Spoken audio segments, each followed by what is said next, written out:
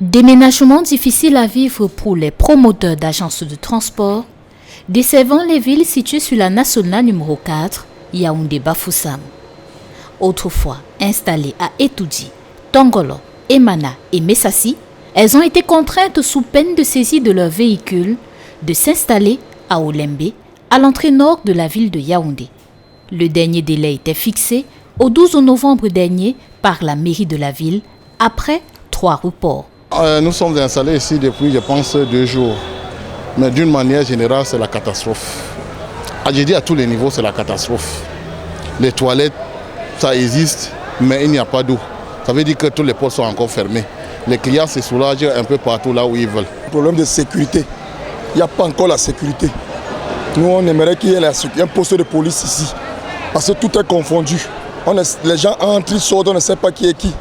Tout est confondu. Depuis hier, on a déjà entendu aux voleurs dans le coin, mais bon, on essaye de sécuriser, ça va aller. On a des gars à qui on a partagé des gilets, à qui on a dit que bon, vous faites partie des agents sécuritaires et puis votre travail est de stabiliser les voyageurs, accueillir les voyageurs qui arrivent et puis les conduire dans les différentes agences où ils veulent voyager. En réponse aux différentes plaintes, les gestionnaires du site d'Olembe, encore en chantier, expliquent que 2 postes de police y ont été ouverts, l'éclairage public assuré par Eneo et par l'énergie solaire, et même les toilettes sont déjà disponibles. Apparemment, la rumeur court qu'ici, il n'y a pas d'eau et que les toilettes publiques ne sont pas prêtes.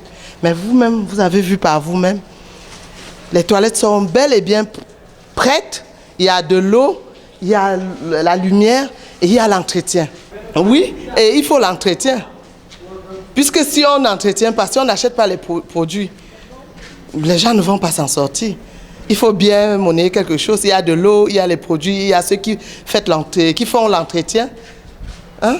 Nouveau site, adaptation nouvelle et stratégie adéquate pour satisfaire les clients qui étaient habitués aux anciens emplacements et qui estiment que celui d'Olembe est très éloigné du centre-ville. Nous avons une équipe sur place, sur les agences des manguiers. Et il y a même la police qui les chasse, même quand ils viennent, même la police les dirige pour Olembe. Oui. Néanmoins, la police ne veut même plus qu'on accède à nos locaux au Carrefour Sorcier parce que nous, particulièrement, on était au Carrefour Sorcier. Les clients se plaignent pour le transport, pour le taxi. Parce que le taxi qu'ils payaient avant pour Tongolo, le tarif a plutôt augmenté.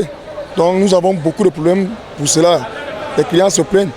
Même quand un client a son bagage, qui veut payer son bagage, qui ne peut pas payer parce qu'il a payé le taxi cher. Et nous-mêmes, on les comprend aussi. Le prix reste stable.